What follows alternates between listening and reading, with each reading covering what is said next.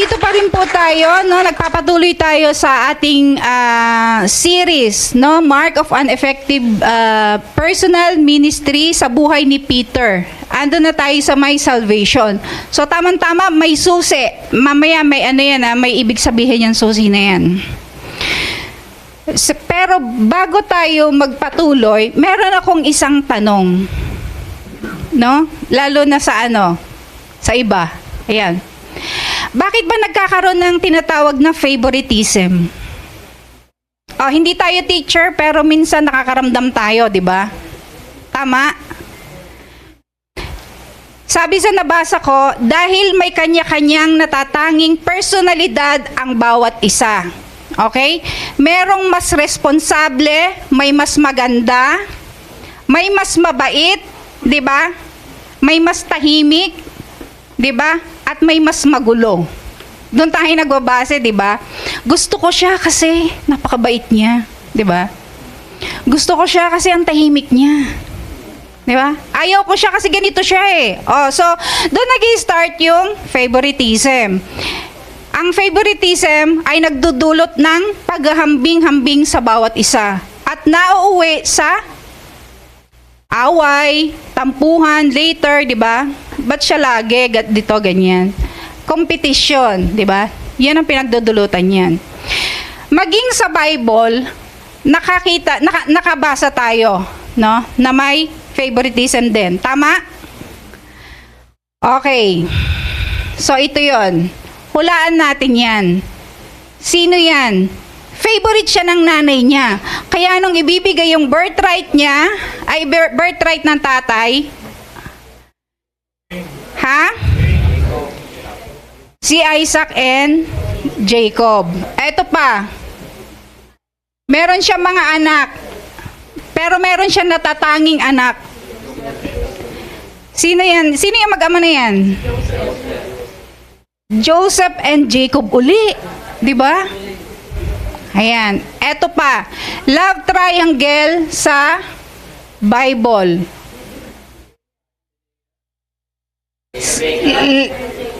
Sino pa? Jacob uli.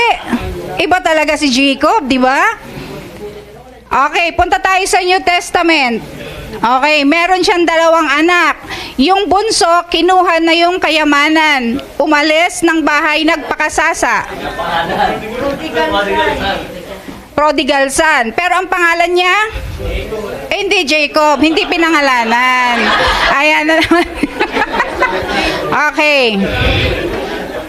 Okay, hold your breath. Meron tayong susunod. Okay. Ang ating mga mahal na pastor. Okay, sino ang paborito nila?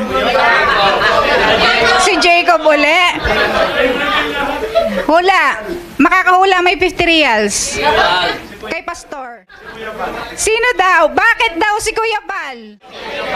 Kasi, di ba, natatandaan ko, sabi ni Kuya Bal, nag-testimony yata dito, correct me if I'm wrong, ako yung paborito ng tatlong pastor. Kasi, tatlo pa silang naghahatid sa malayang lugar. Okay? Tignan natin kung tama. Oh.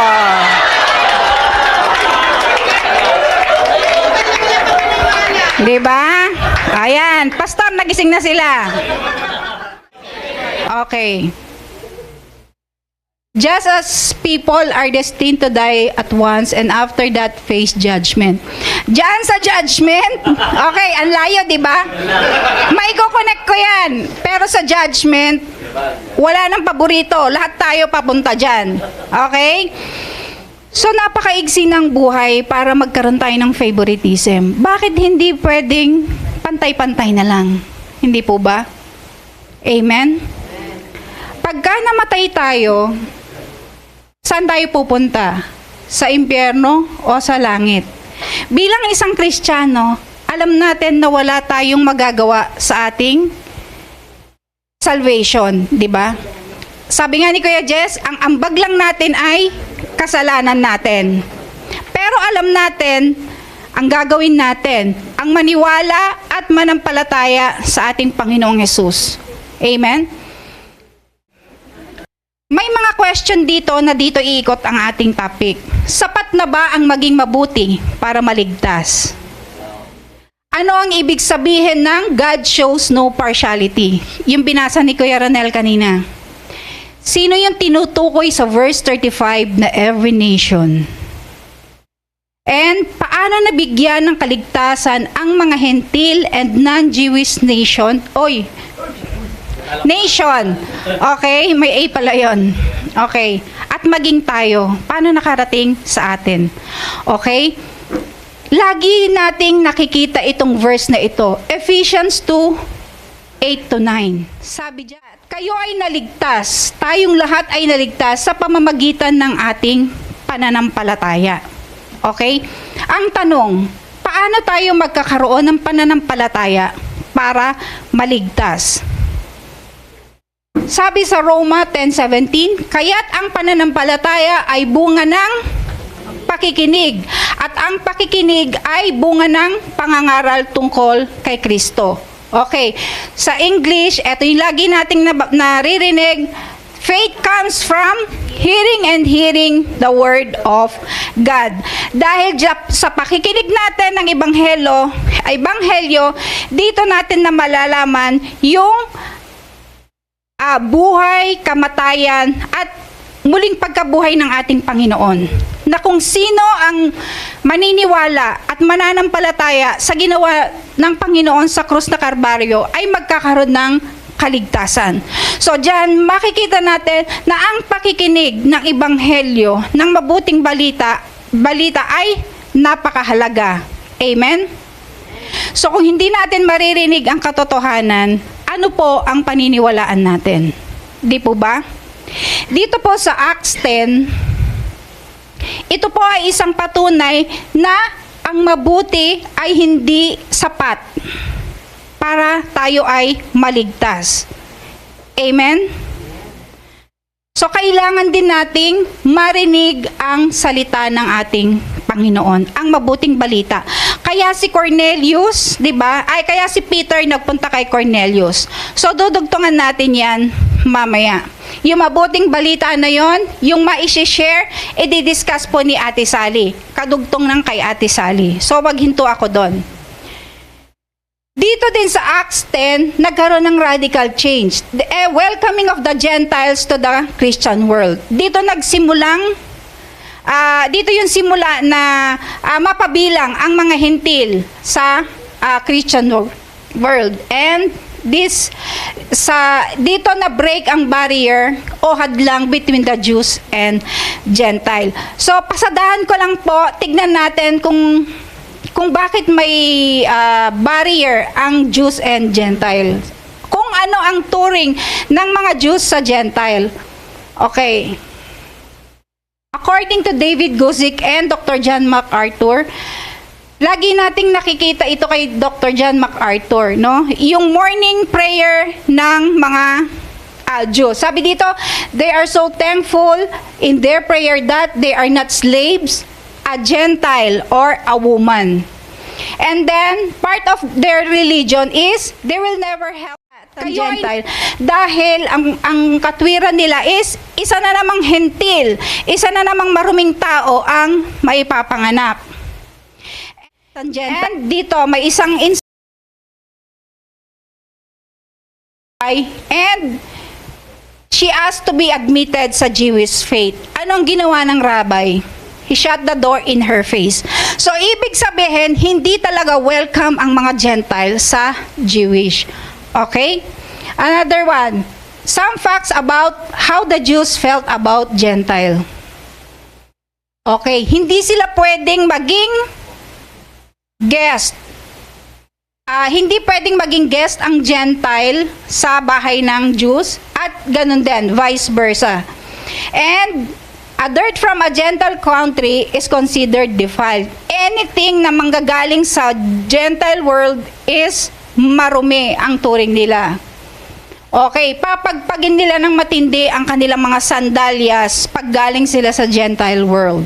Okay, ganyan ang pandidiri nila sa Gentile. They would not eat food na galing sa Gentile, and kapag kumuha sila ng mga utensils, okay, ipipurified nila, i-sterilize nila, i-autoclave pa nila kung may autoclave nun. Amen. So, ganyan katindi ang pandidiri nila sa Gentiles. Imagine lang natin kung gaano kadumi. Di po ba? Pero dito, ayan pa pala, Gentiles were considered nga unclean. Okay. So, pero dito, sa Acts chapter 9 and 10, nagsimula po yung pagbabago. Amen? Okay.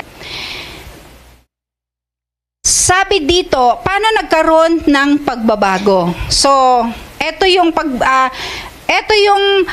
Acts chapter 10, ito yung fulfillment ng sinabi sa Acts chapter 1 to 8. Sabi doon, you will be witness to me in Jerusalem and in Judea and Samaria and all the ends of the earth. Amen. Paano nangyari yun? So, ayan po, no? Etong Jerusalem, dito nagsimula ang Kristyanismo, di ba? Ang ating Panginoong Yesus. Hanggang sa Acts 1 to 7. And then sa Samaria and Judea, etong maliit, and then kumalat na sa outermost of the earth. Ayan. So, tignan natin, mas malinaw. Ito yung Jerusalem kanina, di ba? Dito nangyari yung earthly ministry ng ating Panginoon.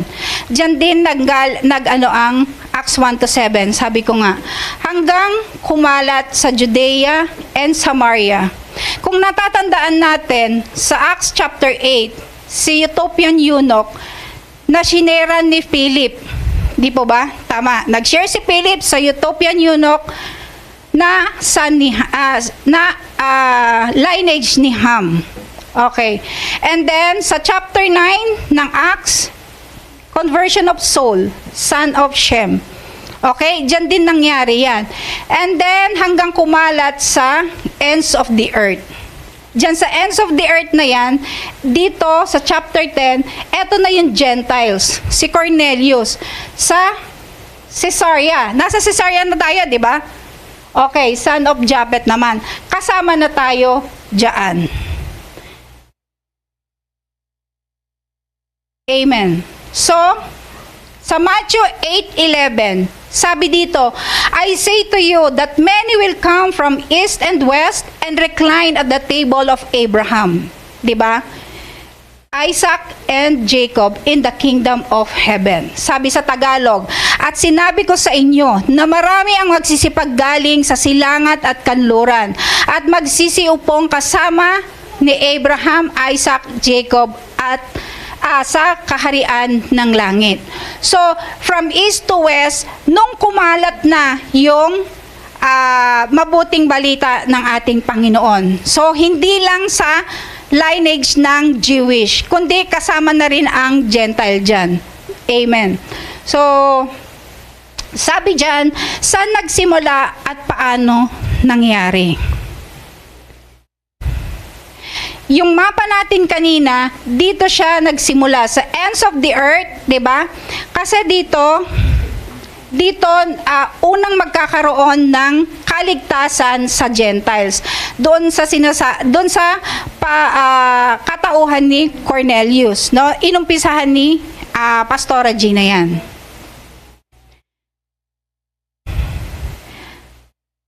Sabi natin, sino si Cornelius? A devout man and one who feared God with all his household, who gave alms generously to the people and prayed to God always. So, itong mga karakter ni Cornelius na ito, at dahil sa kanyang mga karakter, binigyan siya ng special assignment ng ating Panginoon. No, may plano sa kanya ang Panginoon. Okay? So, binigyan siya ng vision. Nag-send ng angel, di ba? Nag-send ng angel sa vision ni Peter. Okay, hindi ko na anuhin yun. Alam na natin yun. Na-discuss ni Pastora Gina. Nag-response si Cornelius. Immediately, sabi nila, nag-obey. Sabi nga ni Pastor Mike, nag-obey agad-agad si Cornelius doon sa vision. Tama? Okay. So, we cannot question God kung paano niya ibibigay ang kaligtasan sa bawat isa. He has own special way sa atin kung paano niya i-reveal ang sarili niya. Okay? So, sa paraang ginawa niya kay Cornelius, di ba, na susundan natin ang kwento, di ba, hindi lang niya prepare si Cornelius, kundi pati rin si Peter. Binigyan din niya ng vision. Binigyan ng Panginoon ng revelation ang dalawang ito sa kanilang pagkikita. God gave revelation to both of them. Ano po ba yung revelation na tinatawag? In theology, it refers to the information that comes from God to reveal truth about Himself or about ourselves and the world around us. So ito yung impormasyon na nanggagaling sa Panginoon tungkol sa katotohanan, tungkol sa Kanya, sa atin at sa mundong ginagalawan natin. Merong two types of revelation. Natural revelation and special revelation. Itong natural revelation, okay? It is the truth that can be known about God through nature. Okay? So, ibig sabihin, nare-reveal na may Panginoon dahil sa kanyang creation. This displays the power of God through His creation. Malalaman natin na may Panginoon dahil sa kanyang mga nilikha. Kahit walang magsabi sa atin, mapapaisip tayo. Bakit naka-organize lahat ng tao? Wala tayong makikitang baka sa mall, 'di ba? Wala tayong makikitang mall sa gitna ng bundok, 'di ba? Doon pa lang sa pag-organize na 'yon, malalaman na natin na may lumikha na may nag-organize nito. Sabi sa Psalm 19:1-4. Okay, highlights ko na lang. The heavens declare the glory of God, and the sky proclaim the work of His hand. May nagsabi ba? Wala, di ba? Nakita natin. There is no speech, no words, no sound. Yet their voice goes out into all the earth. Amen? Di po ba? So, kailangan, sabi dito, for since the creation of the world, His invisible attribute, His eternal power and divine nature have been clearly seen, being understood through what has been made, so that they are without excuse. So sa pamamagitan ng nature, lahat tayo, wala tayong excuse na masasabing walang lumikha sa atin, walang Panginoon. Di po ba? So, if our response is appropriate, doon mangungusap ang ating Panginoon. Through special revelation. Special revelation comes directly from God and is recorded, inspired in Scripture. Okay. So, that the content of this revelation is truth that we could know and we could not know unless God told us directly through supernatural way. Okay? It is through His Scripture and supernatural way. Yang supernatural way na yan ang ginamit ng ating Panginoon kay Cornelius. Diba? Yung vision ni Cornelius. Amen. And then, sabi dyan, sabi ni, so, ayan na nga, special revelation, ginawa kay Peter and kay Cornelius. Now, nagkaroon na ng meet-up between them. Ano ang sabi ni Cornelius? Now, therefore, we are all present before God. So, in-acknowledge niya na Panginoon na naging dahilan kung bakit sila nagkatagpo. He is a Gentile, and si Cornelius ay, si Peter ay Jew. Okay? So, yun po, no? And, magkasama na sila. And sabi dito, Peter opened his mouth. Ito na yung verse natin. 34. Then Peter opened his mouth mouth and said, "In truth, I perceive that God shows no partiality." Yun ang sinabi niya nung unang nagkita sila. So, ang tanong, bakit nasabi ito ni Peter? Okay? So, dito natin i-recall para matagni-tagni dito. Kala nyo, 2 chapter lang ha, 2 verse? Okay. Ano ang na-realize ni Peter? So, balikan po natin, no? Pasadahan ko lang para ma-connect ko. Di ba natatandaan natin, Peter went up to the roof and pray. Nakaramdam siya ng gutom and he fell into trance. Sabi ni Pastora, yan yung ginamit niya yan yung sitwasyon na ginamit ng Panginoon kay Adam. Kay Adam nung ginamit si Eva, kinuha yung tadyang niya. Yan din yung sitwasyon na ginamit ng ating Panginoon kay Saul of Tarsus. Nung papunta siya sa road of Damascus, binulag siya. Di po ba? So, ginagamit ito ng ating Panginoon for someone who will receive divine vision or divine revelation galing sa ating Panginoon. Okay. So, nung nasa trance situation na siya, trance state, yan yung nakita niya. A large sheet being let down to the earth. Di ba? May papababa na tela na naglalaman ng animals, reptiles and bird. And these animals, sabi doon, both unclean and unclean animals, yung unclean animals, take note, represents Gentiles. Okay? Naintindihan po? Yan. Yan yung vision ni Peter. And since gutom siya, sabi ng Panginoon, "Get up, Peter, kill and eat." Diba?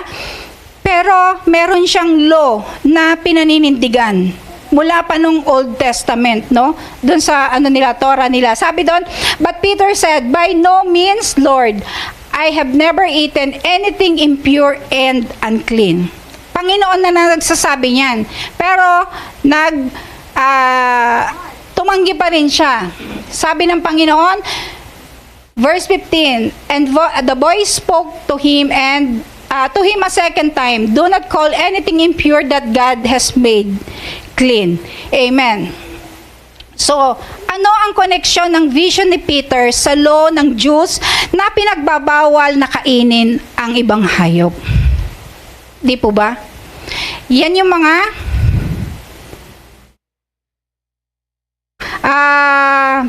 pinagbabawal na hayop. Mga baboy. Sino mahilig sa baboy? Ayan. Mga eagles. Yan. Okay. Meron tayong tinatawag na law of kashrut. Sabi dito, in the Torah, established dietary restriction or fit foods including, eto yung mga pinagbabawal, pork, shellfish, yung mga shrimp, crabs, ano pa ba? Basta yung mga yon, kajun. Okay. Birds of prey. Yan yung mga wild eagle, mga wild birds na kumakain din ng animals. And pagka nagparty ka, 'di ba? May ritual, tatanggalin yung blood, ihihiwalay. And prohibiting the mixing of meat and dairy products. Yan. So, ang purpose nito is to set the Israelite apart as a holy people dedicated to God. Yan ang purpose niyan. So, this law of kashrut serve as a wall of identity between holy people, which is Jews, and unclean people, which is Gentiles. Mga pagans. So, pag ikaw, hindi ka kumakain ng mga ito, pinagbabawal nito, ma-identify ka that you are holy people. That you are people of God. Naintindihan po? And since si Peter, aware dito, kaya Nung sinabi ng Panginoon, hindi siya kumain. So take note, hindi pa niya naiintindihan. Kasi later on sabi, now I perceive. Okay? So i-connecta natin dun yun mamaya. Diba sabi niya, gutom siya. Sabi sa verse 13, get up Peter, kill and eat. Diba? Ayaw niya. Nung sinabi ng Panginoon na kill and eat, Peter, kill and eat. Ito yung sinabi ng Panginoon, ito yung hudyat na nilinis na ng Panginoon, itong mga unclean animals. At sabi natin kanina doon, unclean animals represents Gentiles. So kung nalinis na ng Panginoon ang mga unclean animals, ibig sabihin, malinis na rin ang mga Gentiles. At maaari na silang makasalamuha dun sa mga Jews. At hindi lang yon, yung kaligtasan na para sa Jews ay nasa kanila na rin. Amen? So there is covenant made between God and Gentiles na tinanggap na sila, allowing them to mingle with Jews, no more restriction, and God ends the dietary restrictions. Amen? Okay. Sabi sa Leviticus 11:25-26, and whoever picks up any of their carcasses shall wash his clothes and unclean until evening. So, ito na lang i-point ko. Unclean until evening. Ibig sabihin, yung mga dumi natin, hindi permanent sa atin. Temporary lang. Okay? Hindi permanent. Yung pinaka-explanation. Hindi permanent ang kasalanan natin sa atin. Pag tinanggap natin ang ating Panginoon, lilinisin tayo ng kanyang banal na dugo. Amen? Okay, sabi sa Mark 7:19, because it does not enter his heart, but his stomach, and is eliminated, thus purifying all foods. Ibig sabihin, yung pagkain natin, pag kinain natin, hanggang stomach lang. Hanggang physical lang. Hindi maapektuhan ang ating spiritual, kundi yung hindi maapektuhan yung ating spiritual, which is yung andun sa puso natin. Okay? So, ang ibig sabihin, paano ko ba i-explain? Yun. Tayo, kahit gaano kadumi yung kainin natin, okay? Ang epekto nun hanggang physical lang. Hindi maapektuhan ang ating puso, ang ating spiritual. Pero kapag ang spiritual natin ay marumi, which is yung kasalanan natin, kahit na anong linis natin, kahit na anong paligo natin, okay, 1 toneladang tubig, sunrocks or anything na yan, muriatic acid, hindi pa rin malilinis ang ating spiritual dahil ang lilinis lang dito ay ang kapatawaran ng ating Panginoon sa ating kasalanan. Yun lang ang tangi. Okay? So magkahiwalay talaga sila. Sabi dito, ayan, inulit-ulit ng Panginoon dahil hindi niya maintindihan. Okay, what has God cleansed, you must not call common. Ano yung sinisimbolo ng vision? Vision ni Peter. The vision occurs 3 times to emphasize that God has cleansed these items, symbolizing the inclusion of Gentiles to the gospel message. Ano yung purpose ng vision? Vision ni Peter. The vision prepares Peter to accept a visit from Cornelius, a Roman centurion, showing that the gospel is for all nations. Ayan. At bago pa, okay, sa ano na tayo? Malapit na tayo.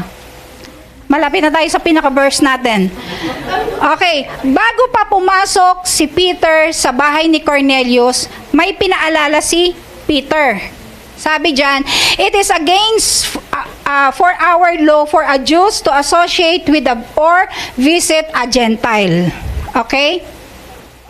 But God showed me that I should not call anyone impure or unclean. Okay, hindi pa niya dinirekta na madumi siya, di ba? So, wala siyang objection. Nagpunta ako, sabi, may I ask why you sent for me? Okay? So, sinabi ni Cornelius ang vision niya. Alam na natin yung vision ni Cornelius. Okay. At doon, sinabi ni Peter, then Peter opened his mouth and said, eto na, nandito na tayo sa verse natin. In truth, I perceive that God shows no partiality. Pagka nakita natin sa Bible that etong word na to, opened his mouth, ibig sabihin, importante yung sasabihin ko. Makinig ka. Pay attention.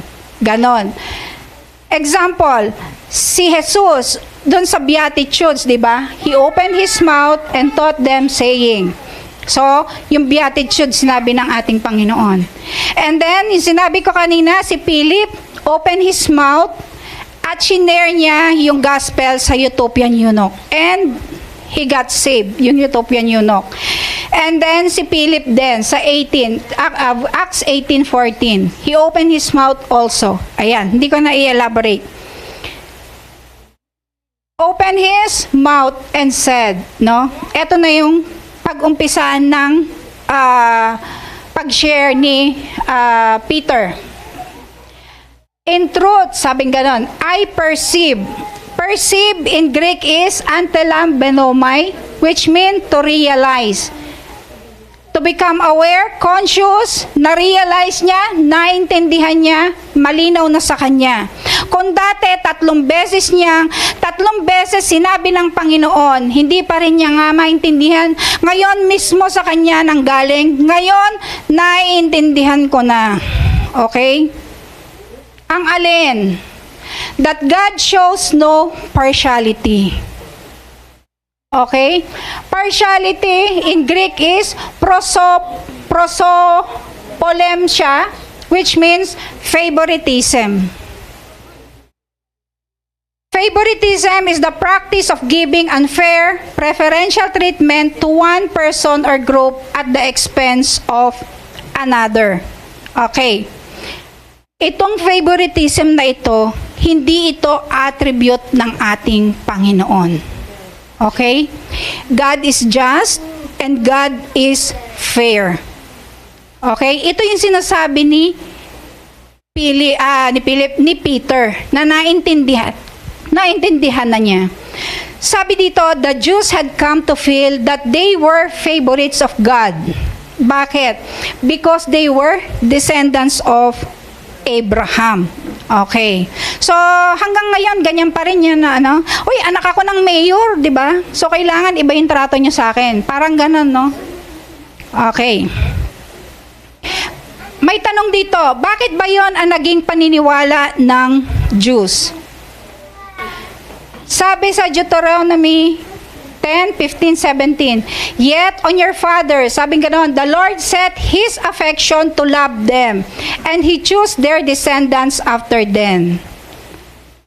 Pero sabi ng Panginoon, circumcise your heart first, and do not be stiff-necked any longer.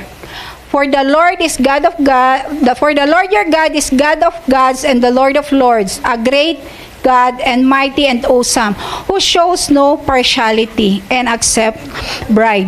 So, yan po yung basihan kung bakit nasabi ng mga Jews na paborito sila ng Panginoon. Pero may sinabi pa sa 16, circumcise your heart. Ibig sabihin, magbago ka muna, mag-transform ka muna. This is the work of the Holy Spirit. Babaguhin muna kayo. Okay, so, sabi doon, kahit descendant ka pa ni Abraham, the Lord shows no partiality. Okay? Kahit sino ka pa, okay? Hindi ka magiging paborito kahit na descendants ka pa ni Abraham. Okay? So, ganun yon. Natahimik na. Matthew 3:9, and do not think that you can say to yourself, we have Abraham as our father. I tell you that out of this stone, God can raise up children of Abraham. So, ito yung pag-rebuke ni John the Baptist sa mga Pariseo, sa mga Saduceo, na pinagmamalaki na nila na we are descendants, no? Lineage kami ni Abraham. Sabi niya, out of this stone, God can raise up children of Abraham. So, ibig sabihin, yung stone na yon represents God's power to create spiritual children of Abraham. Ibig sabihin, yung spiritual children of Abraham, kung sino yung may faith sa ating Panginoon, no? By faith, they will become a children of Abraham. Okay? So, ibig sabihin, eto pa, understand then that those who have faith are children of Abraham. No? Those who have faith, ibig sabihin, lahat, kung sino man ang may pananampalataya, he is a children of God. Okay? Spiritually, by faith, he will be a children of Abraham. Hindi biological, okay? Kundi spiritual, through faith. Okay? Ayon. Sabi dito sa Job 34:19, who shows no partiality to princes, nor regards with the rich above the poor, for they are all the works of his hand. Lahat sila nilikha ng Panginoon. Wala mahirap, walang mayaman. Sabi ni Jesus, John chapter 10, verse 16, and the other sheep I have, which are not of this fold, them also I must bring. Okay? Pinapatungkulan ng Panginoon Jesus dito, yung mga Gentiles outside the Jewish nation. Amen. So it signifies the extension of Jesus' mission beyond Israel, at isama yung ating, yung mga Gentiles. John 12:32, and I, if I am lifted from the earth, will draw all men to myself. So walang partiality na pinapakita ang Panginoon dito. All men, di ba? Lahat tayo, Gentile ka man, pagan, or Jews, kung sino yung maniniwala sa ating Panginoon, ay magkakaroon ng kaligtasan. Salvation is for all, diba? All nation. Sabi nga mamaya kanina, for every nation. Sabi dito, we must never forget, what we must never forget is that God has shown favor for us precisely because He does not show favoritism. That is the only way you and I became Christian. If God had shown favoritism, we would not have been saved. The gospel is for all who will come to Jesus. Either you are Gentile or Jews. Okay? Para sa lahat ang kaligtasan. Malinaw na po sa atin yung sinasabing God shows no partiality. Amen. Okay, 35 na tayo. But in every nation, the man who fears Him and does what is right is welcome to Him.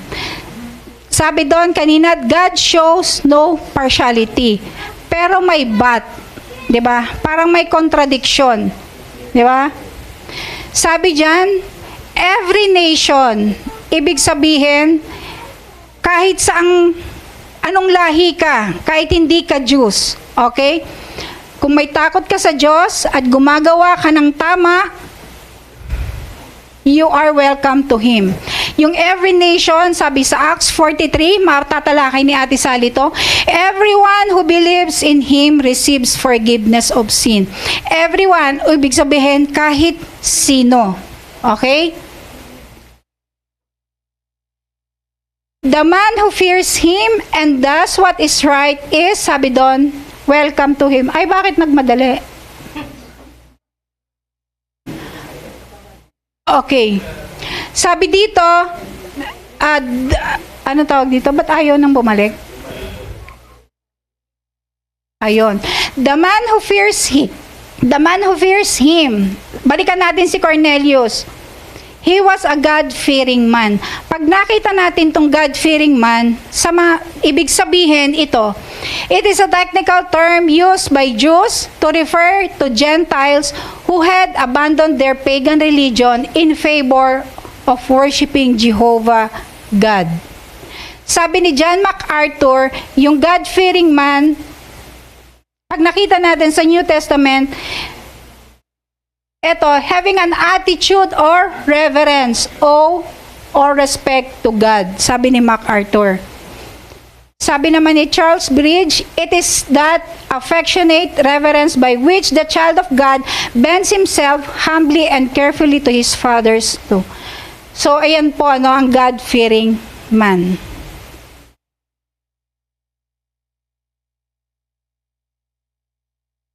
Ito, but in every nation, the man who fears him and does what is right. Okay? Kung sino man ang may reverence, kanina sabi, at gumagawa ng tama is, sabi doon, welcome pa lang. Hindi pa save. Kumbaga, candidate ka pa lang. Pagiging save. Welcome ka pa lang. Bakit? Dahil sabi sa Isaiah, kahit righteous tayo, kahit tama yung ginagawa natin, still filthy rags pa rin para sa paningin ng Panginoon. Okay? Ang makakapagligtas lang sa atin is gospel ng ating Panginoon, ang mabuting balita. Sabi sa Acts 16:31, believe. Yan lang ang makakapagligtas sa atin. Believe, have faith. Yan, believe on the Lord Jesus Christ and you will be saved, you and your household. Amen?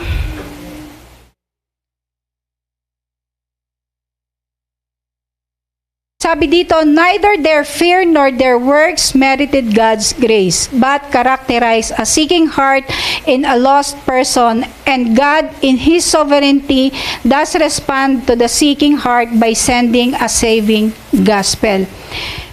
Si Cornelius, di ba, may fear siya sa Panginoon. He is doing a righteous thing, yung nagbibigay siya ng alms sa poor, di ba? So, mabait siya. Pero hindi yon ang tawag doon, susi para sa biyaya ng Panginoon, kundi yung puso niya na nagsisik talaga sa Panginoon.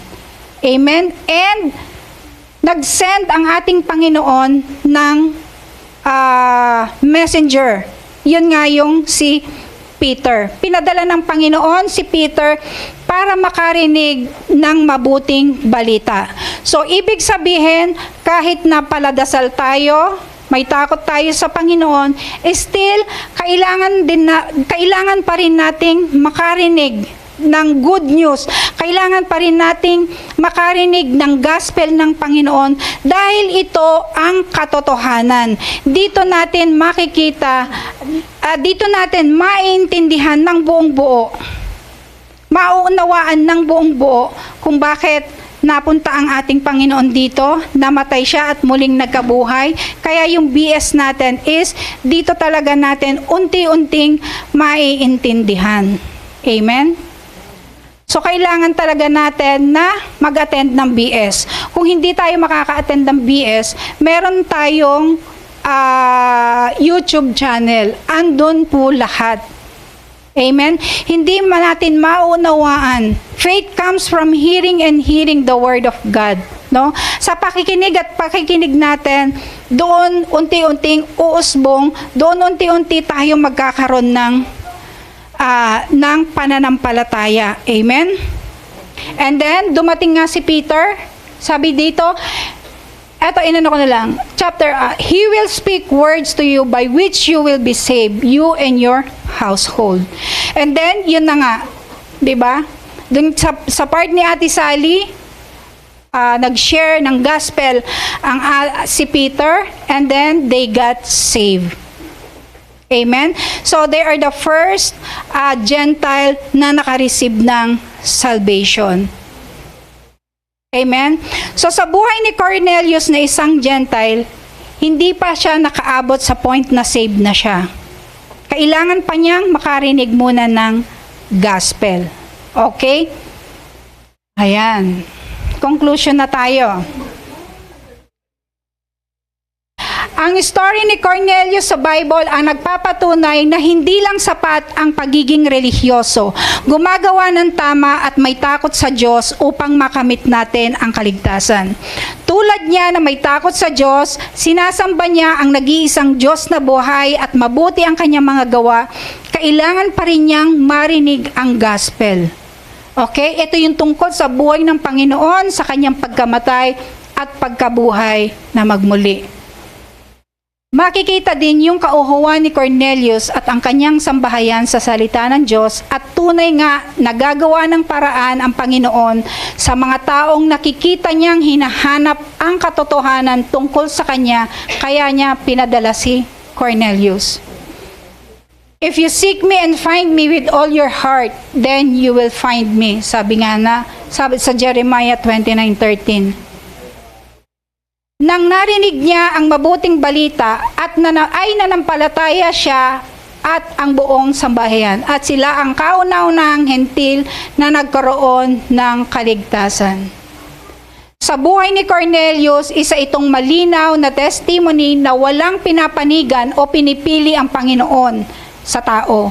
Kahit anong lahi, Diyos man or Gentile, ang kaligtasang mula sa Panginoong Hesus ay para sa lahat ng nananampalataya sa Kanya. Romans 2:11, for God shows no favoritism. Ang title po is Impartiality of God. To God be all the glory.